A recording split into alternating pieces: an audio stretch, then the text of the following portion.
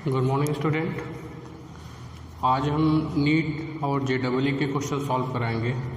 Generally क्या होता है, बच्चों के अंदर ये सोचते हैं कि नीट और जेईई के क्वेश्चन जो होते हैं हार्ड होते हैं, बिल्कुल हार्ड होते हैं। लेकिन प्रॉब्लम क्या होती है उसमें सबसे बड़ी शुरू में कि बच्चे इनिशियली ही उसको सॉल्व करने की कोशिश करते हैं और डिमोरलाइज हो जाते हैं। तो पहली मेरी सलाह होगी कि सबसे पहले जो भी आपकी बोर्ड की बुक है या एनसीईआरटी उसको ग्रैब करो, उस पर कमांड करो।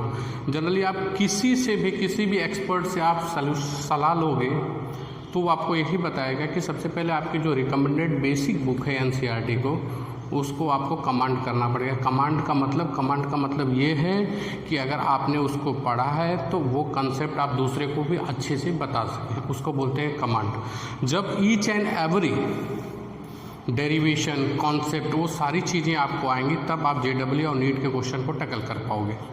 लेकिन हमारा परसेप्शन क्या होता है कि जनरली मैंने चैप्टर पढ़ लिया तो मेरे को आना चाहिए। नहीं, ऐसा नहीं होता है कि आप जेईई और नीट का क्वेश्चन क्या होता है, दूध में से घी को निकालना। दूध में से घी को निकालने के लिए बहुत सारा प्रोसेस करना पड़ता है, यानी कि जो चीज़ें हमने पढ़ाई है आपको उसमें से आपको बेस्ट निकालना है। बेस्ट का मतलब जो मेन कंसेप्ट है वो आपको यूज करना पड़ेगा। अगर आपको कंसेप्ट आता है, चैप्टर पे कमांड है, तो आप आसानी से जेईई और नीट के क्वेश्चन को टैकल कर सकते हो। यहाँ पे मैं 4-6 क्वेश्चंस आपको प्रीवियस ईयर के कराऊंगा जेईई और नीट पे बेसिस। आप देखोगे कि जो जनरली कॉन्सेप्ट मैंने क्लास में बताया है, आपको जो सारी चीज़ें सिखाया है, सारे क्वेश्चन उसी पे बेस्ड होते हैं। लेकिन प्रॉब्लम क्या होती है कि जब बच्चा 11th में जाता है तो चैप्टर वाइज तो पढ़ लेता है, 12th में जाता है सारी चीज़ें पढ़ लेता है, कोई बात नहीं। लेकिन जब एग्ज़ाम उसके अप्रैल में या मार्च में कंडक्ट होते हैं तो उसमें उसको सारे चैप्टर्स पे फोकस नहीं कर पाता है, कमांड नहीं होता है। आधे चैप्टर क्या होते हैं, भूल जाते हैं और छूट जाते हैं। तो इसकी वजह से वहाँ पे वो क्वेश्चन को टैकल नहीं कर पाता। और दूसरी चीज़, बहुत इंपॉर्टेंट चीज़ है उसमें कि जेईई और नीट के जो क्वेश्चंस होते हैं वो बड़े खूबसूरत होते हैं, यानी आपको दिमाग तो लगाना ही पड़ेगा उसमें। और उसमें आपको उसको सॉल्व करने के लिए क्या करना पड़ेगा, जो पर्टिकुलर कंसेप्ट है, प्रीवियस ईयर के 10 ईयर के क्वेश्चंस पेपर आप देखो, क्या पैटर्न है, किस तरह के क्वेश्चन पूछे जाते हैं, किस कंसेप्ट पे मैक्सिमम क्वेश्चंस आते हैं, वो सारी चीज़ें आपको अच्छे से आनी चाहिए और उस पर आपका कमांड होना चाहिए। और अगर जेईई और नीट को आप क्रैक करना चाहते हो तो सबसे पहली बात है आपको कि कम से कम 50% से ज़्यादा क्वेश्चंस आपके अटेम्प्ट होने चाहिए। 40% पे भी कभी कभी सिलेक्शन हो जाता है, यानी 50% क्वेश्चन आपके ऑलमोस्ट क्या होने चाहिए, सही होने चाहिए। वो भी चूँकि नेगेटिव मार्किंग है तो 40 से 50% क्वेश्चन आपके बिल्कुल सही होने चाहिए। और जो गलत क्वेश्चन हैं कोशिश करें कि गलत क्वेश्चन को बिल्कुल ना करें, जिस पे आप श्योर नहीं हो उसको नहीं करो। कोई भी कॉम्पिटिटिव एग्ज़ाम्स होता है उसमें अगर आप 50% क्वेश्चन कर जाते हो अच्छे से सक्सेसफुली तो आपके सिलेक्शन के चांसेस क्या हो जाते हैं, बढ़ जाते हैं। लेकिन हमारे यहाँ प्रॉब्लम क्या है, बच्चे जाते हैं, क्वेश्चन पेपर है, सारे क्वेश्चन अटेम्प्ट कर दिया, मैंने तो सारे अटेम्प्ट कर दिया, लास्ट में क्या आता है, नेगेटिव मार्क्स आता है। तो ये सारी चीज़ों को ध्यान में रखते हुए हम चैप्टर वाइज एक एक चैप्टर को पहले पढ़ेंगे। जैसे कि मैंने आपने क्लास 11th में unit and measurement chapter number 2 पढ़ाया। अब उस पर जितने प्रीवियस ईयर के क्वेश्चंस आएंगे उसको हम सॉल्व करेंगे जिससे आपका कॉन्फिडेंट क्या होगा, बिल्डअप करेगा। क्या ये तो क्वेश्चन मैंने पढ़ा था यार इसी प्रिंसिपल पे, क्लियर और नॉट। तो बहुत सारी चीज़ें आप प्रैक्टिस करोगे, मेहनत करोगे, सारे कॉन्सेप्ट को दिमाग में रख के आगे चलोगे चैप्टर वाइज चैप्टर। लड़ाई लंबी है, यानी एक चैप्टर में कमांड हो गया तो आपका सिलेक्शन नहीं होगा, यानी जितने भी चैप्टर है उस पर आपको कमांड होना चाहिए। और पहला प्रिंसिपल है आपको अगर जेईई नीट क्रैक करना है तो आपको सबसे पहली बात एनसीईआरटी पे कमांड होना चाहिए। Each and every question, each and every concept, ये प्राइमरी है आपका। अगर कोई बच्चा मान लो ठीक है दूसरी बुक नहीं पढ़ा, अगर एनसीईआरटी पे भी कमांड है तब भी आराम से वो 40% क्वेश्चन कर सकता है। तो everything depend upon the concept. आप थियरी कितना जानते हो, रट्टा कितना मारना जानते हो, उससे कोई मतलब नहीं है। सिर्फ मतलब है कि आपको कंसेप्ट पे जो दिया गया क्वेश्चनों को कितनी अच्छे से सॉल्व और कितने जल्दी सॉल्व कर सकते हो, इस पर डिपेंड करता है। ओके, अब इसके बाद हम चलेंगे जो प्रीवियस ईयर के क्वेश्चंस हैं उसको सॉल्व कराएंगे जो JEE और नीट पे बेस्ड हैं।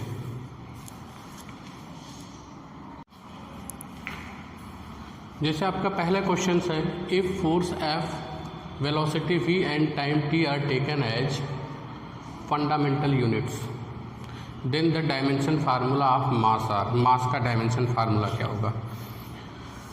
AIPMT 2014 में ये क्वेश्चन आया था आपका मेडिकल में। तो अब देखो, कभी भी एक और क्वेश्चन इसी तरह का 2015 में भी आया था, सेम इसी तरह का क्वेश्चन था, सिर्फ ये सारी सी क्वांटिटीज़ को चेंज किया था, वो भी मैं बता दूंगा। पहले इसको देखो, बेसिक से स्टार्ट करते हैं।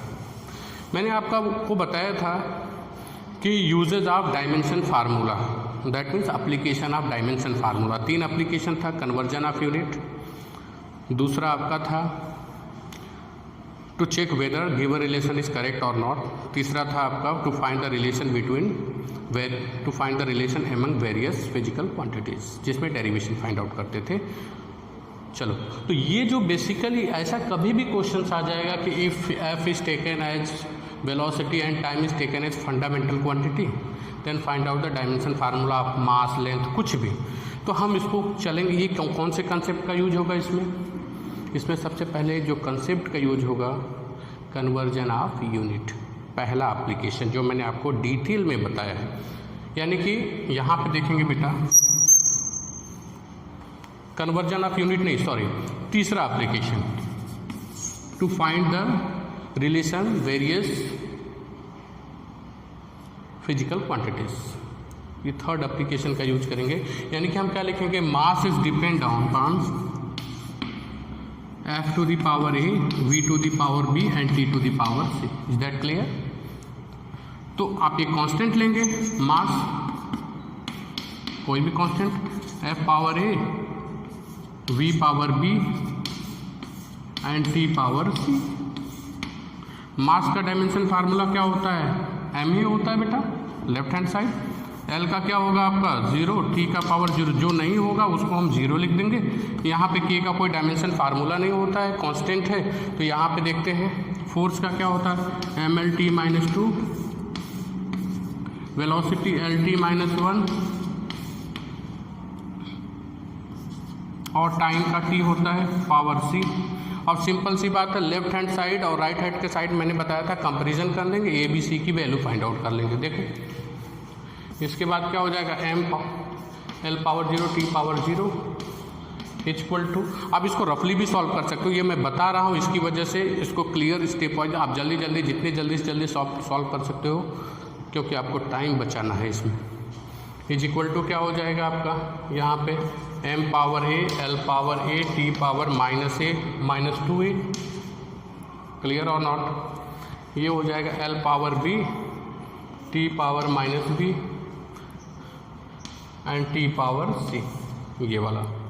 तो यहाँ पे क्या हो जाएगा बेटा, ध्यान से देखना, M L power 0, T power 0 equal to M एक ही बार है तो M पावर A, L कितनी बार है बेटा, 2 बार है, तो हो जाएगा L power A plus B, base same रहता है तो पावर क्या हो जाता है, ऐड हो जाता है। और T हाउ मेनी टाइम्स, 3 बार है, 1 2 3, क्या हो जाएगा, T पावर -2A प्लस ये T है -B plus C। Is that clear? M एक बार था लिख लिया, L 2 बार था, तो बेस सेम रहता है तो पावर क्या हो जाएगा, ऐड हो जाएगा। ये time is 3 times -2A -B plus C, clear और नॉट। कंपेयर करोगे तो A की वैल्यू क्या हो जाएगी, 1 हो जाएगी बेटा, A की वैल्यू 1 हो जाएगी। और ये A plus B equal to क्या होगा बेटा, 0। तो यहाँ A की वैल्यू रखोगे तो B इक्वल टू क्या हो जाएगा, -1। A और B की वैल्यू मिल गई, और क्या हो जाएगा, इसको जब कंपेयर करोगे -2A -B plus C is equal to, it is 0। Putting the value of A and B in this equation, -2 A के जगह पे क्या रखोगे 1, -B B की जगह -1, ये हो जाएगा -2, सॉरी -B की जगह पे -1, तो ये हो जाएगा -2 + 1 + C इक्वल टू 0। यहाँ से सी क्यू की वैल्यू क्या हो जाएगी 1, यानी ए की वैल्यू 1, बी की वैल्यू -1 और सी की वैल्यू 1। अब यहाँ पे रख दो, आपका आंसर आ जाएगा। ऑप्शन मैच कर सकते हो, यानी कि देखो बेटा यहाँ पे बॉक्स में, यानी m किस पे डिपेंड करेगा, f का पावर a है, a की वैल्यू कितनी है बेटा 1, v की वैल्यू कितनी है, v की वैल्यू, b की वैल्यू यहाँ पे कितनी है -1, और तीसरा आप किस पे डिपेंड करता है t, c की वैल्यू कितनी है 1। ओके, कौन सा हो जाएगा f v -1 t -1, f v -1 t -1, sorry f v -1 t -1, ये +1 होगा। ये जो ऑप्शन है देखो, ये दोनों ऑप्शन सेम है, f v -1 t -1, ये v -1 t +1, तो कौन सा ऑप्शन सही होगा, D option is correct. Is that clear? Okay, now we are moving towards next. Let the epsilon naught denote the permittivity, epsilon naught, let the epsilon naught denote the permittivity of vacuum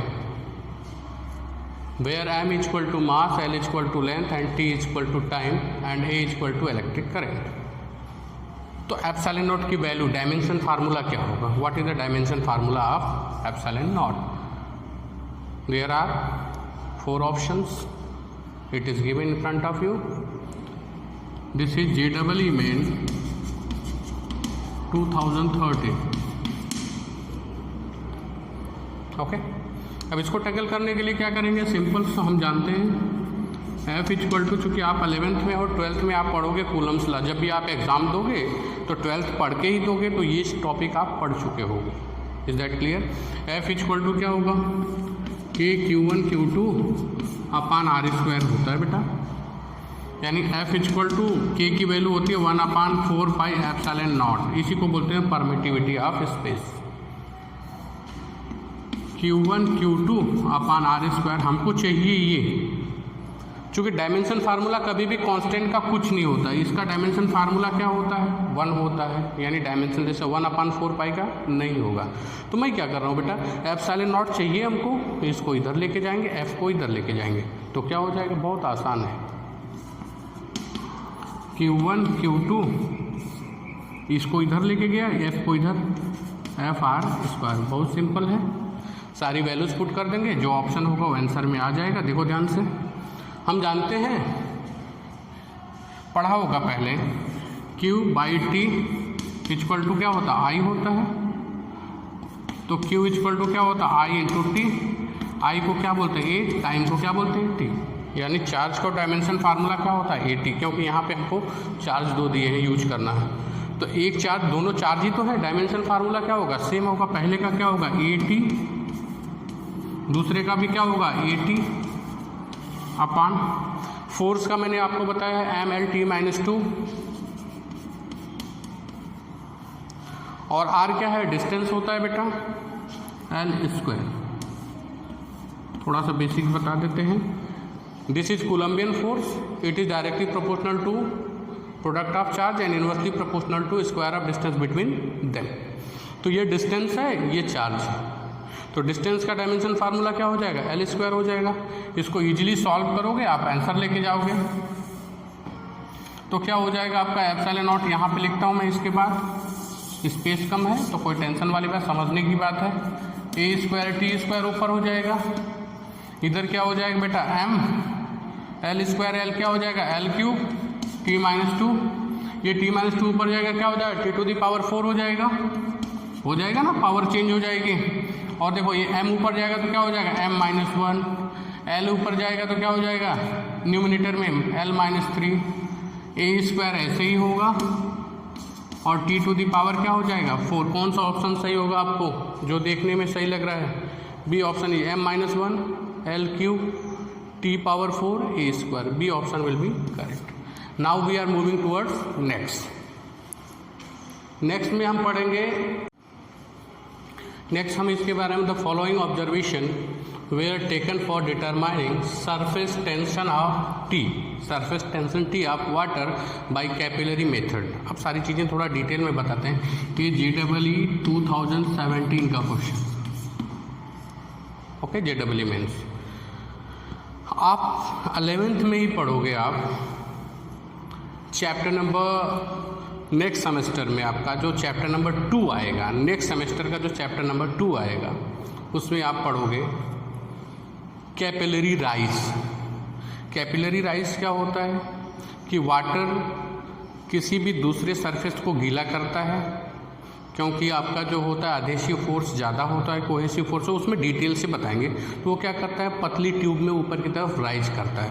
तो rise करने का formula, water कितनी height तक rise करता है वो depend करता है, ये फार्मूला दिया relation RGH/2। R is radius of tube, G acceleration due to gravity, H height, T is surface tension. Clear हो ना, ये रिलेशन दिया है। हमको क्या निकालना है, possible error in surface tension close to, कितना एरर्स आएगा सरफेस टेंशन जब भी हम कैलकुलेट करेंगे। डायामीटर इज गिवन, तो डायामीटर और रेडियस में दोनों सेम ही होगा, क्योंकि डायामीटर का रेडियस क्या होता है, आधा होता है, तो एरर्स भी उतने ही पॉसिबिलिटी बनेगी, कोई टेंशन वाली बात नहीं। एच क्या है, हाइट है आपका, और g is acceleration due to gravity. तो इसको सॉल्व करने के लिए हम सिंपल सी कहाँ पे चलेंगे, सिंपल ये फार्मूले के पास जाएंगे। हमको surface tension T equal to क्या दिया है बेटा, RGH/2। तो कभी भी एरर आने की पॉसिबिलिटी उन्हीं डिजिट में होती है, उसी मेजरमेंट में होती है जो हम मेजर करते हैं, जो कांस्टेंट नहीं होता है। जैसे कांस्टेंट जो होगा उसमें एरर आने की कोई पॉसिबिलिटी नहीं होगी। जैसे G की वैल्यू क्या होती है, यूनिवर्सल ग्रेविटेशनल कांस्टेंट है तो क्या होती है 9.8, सॉरी यूनिवर्सल यूनिवर्सली एक्सेप्टेड है, ग्रेविटेशनल कांस्टेंट नहीं बेटा। G की वैल्यू क्या होती है, acceleration due to gravity, it is 9.81, वो फिक्स है, यहाँ पे गिवन है। R क्या है, रेडियस। अब जब रेडियस ऑफ ट्यूब उसको आप मेजर करोगे, उसमें आपकी प्लस माइनस कुछ भी एरर्स आएंगे। H कितनी हाइट तक वो वाटर राइज किया है उसको भी आप मेजर करोगे तो प्लस माइनस का डिफरेंस आएगा। यानी एरर्स हमारा दो ही फिजिकल क्वांटिटीज में आएगा, radius of tube and height. तो इन्हीं को हम लेंगे काउंट में, और स्मॉल g को 10⁻³ को और 2 को, क्योंकि they are constant. Small g value क्या होगी 9.81 मीटर पर सेकेंड स्क्वायर, 10⁻³ तो कांस्टेंट है ये, 2 तो कांस्टेंट है। यानी हम देख रहे हैं T is depend only R and T is depend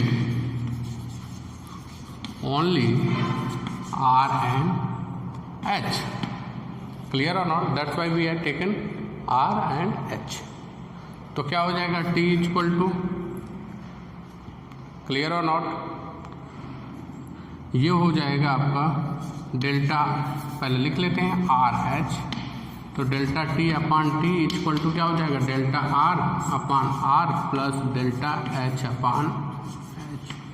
आपको बताया था मल्टीप्लिकेशन में जब भी होगा डेल्टा G/G भी लिखोगे, लेकिन वो 0 लिखोगे, कोई दिक्कत वाली बात नहीं, लिख सकते हो तो लिख लो, ये हो जाएगा 0, क्योंकि G क्या है, कांस्टेंट है, कांस्टेंट में कोई एरर्स नहीं होती। Is that clear. अब यहाँ पे डायामीटर गिवन है, तो अब आप ये सोचोगे कि डायामीटर गिवन है तो रेडियस कैसे लेंगे। अब जाहिर सी बात, अगर ये 2 से डिवाइड था तो अगर इसको 2 से क्या कर दो, मल्टीप्लाई कर देते तो आ जाता 2R। ये 2 क्या हो जाता है, ख़त्म हो जाता है। 2R का मतलब क्या होता है, डायामीटर। यानी कभी भी अगर परसेंटेज एरर के क्वेश्चंस में रेडियस की जगह डायामीटर दिया है या डायमीटर की जगह रेडियस दिया है, तो वो जो डायामीटर दिया है उसी को हम लेंगे, क्योंकि जितना एरर मेजरमेंट में रेडियस में होगी उतना ही एरर क्या होगी, डायामीटर में होगी, क्योंकि डायामीटर इक्वल टू क्या होता है 2 × R रेडियस। तो 2 वैसे भी आपका क्या हो गया, आपका कांस्टेंट हो गया। डायमीटर इक्वल टू क्या होता है बेटा, 2R होता है। तो डेल्टा D/D जब करोगे तो ये क्या होगा, 2 तो कांस्टेंट है, उसको लेना ही नहीं है, डेल्टा R/R। तो इसकी वजह से हम डेल्टा R/R की जगह डेल्टा D/D ईजिली ले सकते हैं, कोई टेंशन वाली बात नहीं है। That's why it is replace by delta D/D। Okay. अब प्रॉब्लम ये क्रिएट होगा कि डेल्टा D क्यों, डेल्टा D कैसे फाइंड आउट करेंगे, डेल्टा D/D। डेल्टा D कैसे फाइंड आउट करेंगे, कभी भी जैसे कोई भी फिजिकल क्वांटिटी है, अगर 3 लिखा है, मान लो आप बाजार गए पोटैटो खरीदने के लिए, तो आपने कितना लाया, 3 kg लाया। दूसरा 3.0 kg, तीसरा 3.00 kg। तीनों सेम है, लेकिन फिजिक्स के लैंग्वेज में दोनों में बहुत बड़ा डिफरेंस है। यानी कि ये 3.0 क्या है, ये ज़्यादा एक्यूरेट होगा। क्यों? क्योंकि पॉइंट के 1 प्लेस तक ये मेजर कर सकता है, यानी 100 ग्राम, 200 ग्राम, 300 ग्राम। यानी इसका एरर्स क्या है, प्लस माइनस 100 ग्राम में, यानी किलोग्राम के 10वें हिस्से के बराबर, 10th पार्ट के बराबर। मेरी बात समझ में आ रही है? अगर पॉइंट के बाद 20 है तो इसमें क्या, ये और ज़्यादा एक्यूरेट है। यहाँ पे जो पॉसिबिलिटी होगी एरर की प्लस माइनस 10 ग्राम की होगी, यानी 10 ग्राम ज़्यादा या 10 ग्राम कम। यहाँ पे एरर की पॉसिबिलिटी क्या होगी, 1 किलोग्राम कम या 1 किलोग्राम ज़्यादा, यानी 3 की जगह 4। तो ये वाला जो होगा बिल्कुल एक्यूरेट नहीं होगा।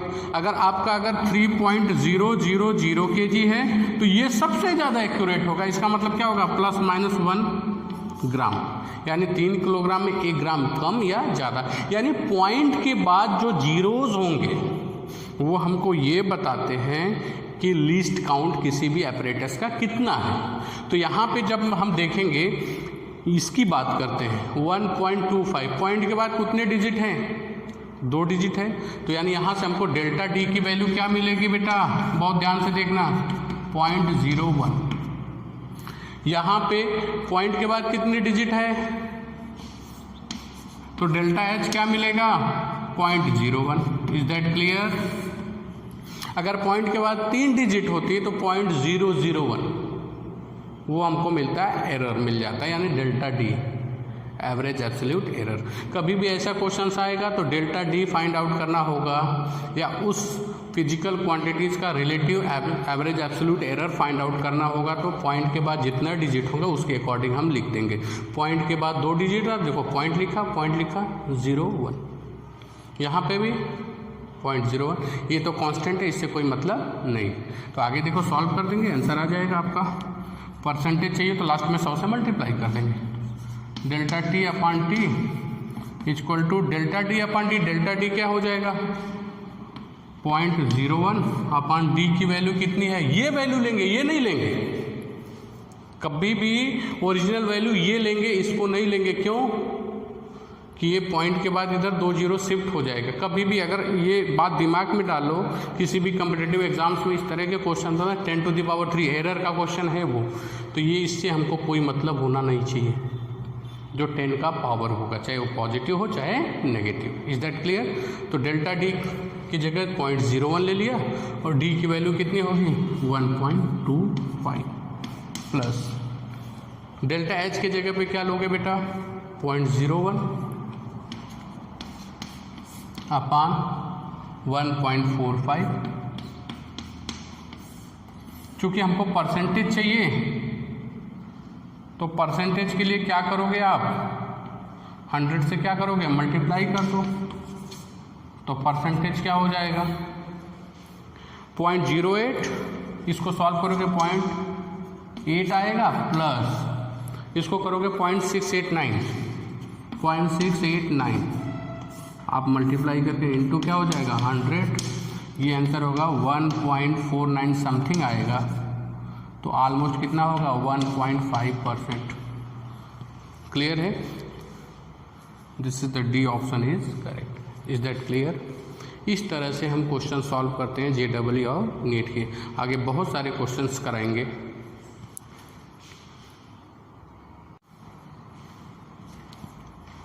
A student measure the time period of 100 oscillations of a simple pendulum 4 times.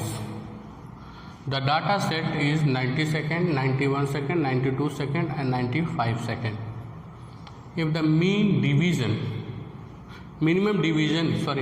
division in the measuring clock is 1 second, then the reported mean time. तो देखो, यानी कि इसकी जो लीस्ट काउंट है कितना बेटा, 1 सेकेंड। मतलब जो भी रिपोर्टेड टाइम होगा उससे 1 सेकेंड ज़्यादा या कम, जो भी ज़्यादा या कम आएगा वो सेकेंड में ही आएगा बेटा।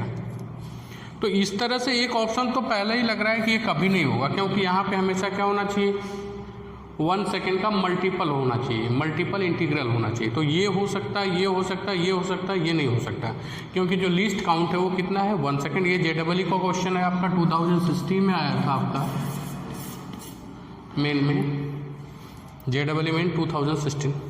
तो जनरली 1.8 ये नहीं हो सकता, यानी कि अब हमको इन्हीं 3 ऑप्शन में सर्च करना है। तो मैंने आपको क्या बताया था कि अगर रिपोर्टेड टाइम लिखना हो तो यहाँ पे क्या लिखेंगे, t plus minus delta T. ये क्या होता है, ट्रू वैल्यू होता है, ये होता है एवरेज एब्सोल्यूट एरर। ओके, तो ट्रू वैल्यू कैसे मिलता था, जितना भी उसका टाइम होगा उसमें क्या करेंगे, 4 टाइम्स लिया है तो 4 से क्या कर देंगे, डिवाइड कर देंगे। तो हमारे पास क्या है डाटा, तो ट्रू वैल्यू क्या होगा, सबसे पहले क्या निकालेंगे, true value t equal to this plus this plus this, 90 plus 91 plus 92 plus 95 upon क्या हो जाएगा आपका 4। 4 बार लिया है उसने, 1 2 3 4, तो 4 से क्या करते हैं, 4 टाइम्स ऑब्जर्वेशन किया तो 4 से डिवाइड, तो हमको क्या मिल जाएगी, ट्रू वैल्यू मिल जाएगी। तो t equal to how many, 92 second आ जाएगा आपका। तो यहाँ पे देखो ट्रू वैल्यू सबकी 92 सेकेंड, 92 सेकेंड, 92 सेकेंड, 92 सेकेंड, यानी और कोई ऑप्शन कटने लायक नहीं है अभी। अब हम जाएंगे average absolute error. Average absolute errors क्या कहता है हमको, अब हमको क्वेश्चन से मतलब नहीं है, यहाँ पे हम रब करके बता रहे हैं उसको। एवरेज एब्सोल्यूट एरर, तो पहले एब्सोल्यूट एरर्स निकालते हैं। तो T1 में एब्सोल्यूट एरर्स क्या हो जाएगा, एब्सोल्यूट एरर इन T1 क्या हो जाएगा आपका, 92 में से इसको क्या कर देंगे, 90 को कितना हो जाएगा 2, शॉर्ट में कर रहे हैं, डेल्टा T1। एवरेज एब्सोल्यूट इन T2 कितना हो जाएगा, इसमें से इसको क्या कर देंगे बेटा, माइनस कर देंगे, कितना आएगा 1।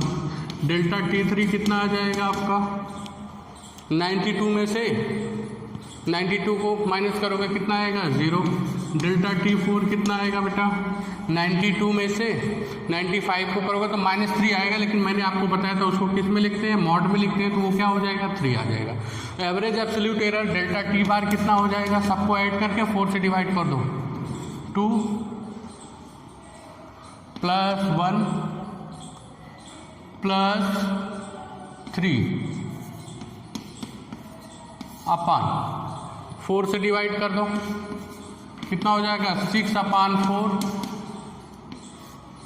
कितना हो जाएगा 1.5। यानी हमको रिपोर्टेड टाइम क्या लिखना है, हमको रिपोर्टेड टाइम क्या लिखना है बेटा, 92 प्लस माइनस 1.5। लेकिन हमको एक कंडीशन दे रखा है उसने कि जो आपका मिनिमम काउंट है आपका, यानी जो मेजरिंग क्लॉक है उसका मिनिमम जो है मेजरिंग लीस्ट काउंट है वो 1 सेकेंड है। तो 1 के बाद सीधे किधर जाएगा, 2 पे जाएगा। 1.5 आया है लेकिन उसको हम क्या लिखेंगे, 2 लिखेंगे। अगर 2.5 आता तो क्या लिखते, 3 लिखते थे। अगर 2.3 भी आता तो क्या लिखते, 3 लिखते। 2.1 भी आता तब भी क्या लिखते, 3। 1.1 आता तब भी क्या लिखते, 2 लिखते। यानी अगर 1 और 2 के बीच में अगर आ जाएगा एवरेज एब्सोल्यूट एरर तो उसके बाद वाली डिजिट लेंगे, क्योंकि उसने बोला है मिनिमम काउंट जो है 1 सेकेंड है मेजरिंग क्लॉक का। तो 1 के बाद क्या आएगा, डायरेक्ट 2, बीच में गाड़ी नहीं रुकेगी। तो क्या हो जाएगा 1.5 आया है तो रिपोर्टेड टाइम क्या लिखेंगे, 92 प्लस माइनस क्या हो जाएगा 2 second. This is our answer. कौन सा होगा आपका, दिस आंसर इज करेक्ट। तो बहुत सारे बच्चे सॉल्व करेंगे, यहाँ पे आके अटक जाएंगे, अरे यार ये तो कोई ऑप्शन ही मैच नहीं कर रहा है, तो तुक्का मार के चले आएंगे। नहीं, उसने उसीलिए इन्फॉर्मेशन दिया है, the minimum division in the measuring clock, यानी 1 के बाद सीधे जाएगी सेकंड की सुई 2 पे। तो अगर 1.5 आए तो क्या लिखेंगे, 2। अगर मान लो 4.5 आ जाता आपका एवरेज एब्सोल्यूट एरर तो क्या लिखते, 5। अगर 4.9 आता तब भी 5 लिखते। अगर 4.1 आता अगर मान लो एवरेज एब्सोल्यूट तब भी क्या लिखते, 5। यानी 4 के बाद गाड़ी अगले स्टेशन 5 पे ही रुकेगी, क्योंकि minimum least count of measuring clock कितना है, 1 second. Is that clear? That's why option A is correct. इस तरह के क्वेश्चंस आते हैं थोड़ा सा घुमाने वाले, और देखो इसमें बेसिक प्रिंसिपल आपका जो मैंने पहले बताया सेम लगा है। नेक्स्ट क्वेश्चन की तरफ चलते हैं। Now the next question is, the pressure on a square plate is measured by measuring force on the plate and the length of the sides of the plate by using the formula P equal to F upon L square. If the maximum error in the measurement of force and length are 4% and 2%, यानी हमको दिया है delta F by F into 100, इसकी पूरी value 2% दिया है, और delta L by L into 100 ये दे रखा है आपका कितना, ये 4% दिया है फोर्स में, और लेंथ में कितना दिया है 2% respectively. Then the maximum error in the pressure. तो मैंने आपको मल्टीप्लिकेशन और डिवीजन के लिए सेम रूल्स बताए थे. ये जो आपका है P इक्वल टू क्या है, F अपान क्या है, L स्क्वायर है, यानी F से L को डिवाइड किया है. तो आपको मैंने बताया था कॉम्बिनेशन ऑफ एरर्स में, मैंने बताया था कि डिवीजन हो चाहे मल्टीप्लिकेशन हो, सेम रूल फॉलो होता है. अगर किसी में पावर है तो पावर क्या आ जाता है, उस फिजिकल क्वांटिटी के साइड में आ जाता है. तो मैं इसको लिखने की कोशिश कर रहा हूँ. डेल्टा P अपान P, ये F है, डेल्टा F अपान F. ये देखो डिवीजन है, तो डिवीजन के लिए मैक्सिमम पॉसिबल एरर क्या लगाते हैं, प्लस. अब चूंकि L है तो डेल्टा L अपान L लिखेंगे, लेकिन L की पावर 2 थी तो वो कहाँ पे आ जाएगी, साइड में आ जाएगी. परसेंटेज निकालना है तो 100 से दोनों तरफ क्या कर देंगे बेटा, मल्टीप्लाई. तो ये 100 से जब मल्टीप्लाई करो तो डेल्टा F अपान F into 100 plus 2 delta L अपान L इंटू 100 हो जाएगा. और चूंकि ये वैल्यू दे रखा है आपका डेल्टा F अपान F कितना दिया है बेटा, 4% दिया है, प्लस 2, ये वैल्यू कितनी है 2%. How many total, 8%. Which option is correct, option number C. आज के लिए बस इतना ही. बहुत सारे क्वेश्चंस ऐसे वीक में 1-2 बार हम देखते चलेंगे, जिससे हमारा मोरल अप होगा, कॉन्फिडेंस बूस्ट करेगा. चीज़ें बहुत कठिन नहीं हैं, लेकिन अगर आप कॉन्सेप्ट पे भरोसा करोगे, कॉन्सेप्ट क्लियर करते चलोगे, किसी भी टॉपिक पे आपको कमांड होगा तो चीज़ें आसान होंगी. और दूसरी बात है, प्रैक्टिस मेक्स मैन परफेक्ट. जितना ज़्यादा से ज़्यादा प्रैक्टिस करोगे, हर एक कॉन्सेप्ट पे, हर एक थियरी पे ज़्यादा से ज़्यादा न्यूमेरिकल सॉल्व करोगे तो आपकी सिलेक्शन की प्रोबेबिलिटी बढ़ेगी. क्योंकि आप नंबर ऑफ क्वेश्चंस पे डिपेंड नहीं रह सकते. लाखों तरह के क्वेश्चंस बन सकते हैं, लेकिन अगर आप कॉन्सेप्ट सीखे रहोगे तो वो सारे क्वेश्चंस आप टैकल कर सकते हो. अगर जैसे बच्चा सिर्फ मैंने 3000 क्वेश्चन सॉल्व कर लिया, मेरा होगा, it is impossible. 3000 question solve करने की जगह आप अगर 300 तरह के कॉन्सेप्ट सीख जाओगे, या जो भी 100-200 कॉन्सेप्ट है आपको ईजिली आप सीख सकते हो. अगर सीख जाओगे तो सिलेक्शन की प्रोबेबिलिटी क्या होगी, बढ़ जाएगी. क्वेश्चन इसी तरह के आते हैं, बस न्यूमेरिक वैल्यू क्या हो जाती है, चेंज हो जाती है. आज के लिए बस इतना ही. नेक्स्ट में हम मिलेंगे. Okay, thank you.